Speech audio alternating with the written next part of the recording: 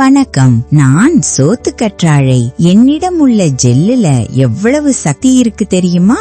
வாங்க பார்க்கலாம். உங்க உடலில் சோத்து கற்றாழை ஜெல்லை தடவி வந்தால் கரும்புள்ளி, பரு, ட்ரை ஸ்கின் எல்லாம் மெதுவா போயிடும். உடலை மென்மையாவும் பளபளப்பாகவும் மாற்றிடும். கற்றாழை ஜூஸ் குடிச்சா நெஞ்செரிச்சல், வயிற்றுப்புண், மலச்சிக்கல் எல்லாம் குறையும். செரிமானம் ஸ்மூத்தா நடக்கும். உங்கள் உடலுக்கு குளிர்ச்சி கிடைக்கும். கற்றாழை ஜெல் தலையில் தடவினா அரிப்பு குறையும், பொடுகு குறைந்திடும், கூந்தல் வளர்ச்சி அதிகரிக்கும். உங்கள் கூந்தல் பளபளப்பா ஷைன் ஆகிடும். பெண்கள் சோத்து கற்றாழை சாறு மிதமான அளவில் எடுத்தா மாதவிடாய் கோளாறுகள் சீராகும், வெள்ளைப்படுதல் குறையும், வயிற்று பகுதியில் நீர்க்கட்டிகள் குறையும், உடம்பு சீராக வேலை செய்யும், இரத்தத்தில் சர்க்கரை அளவை கட்டுப்படுத்த உதவும்.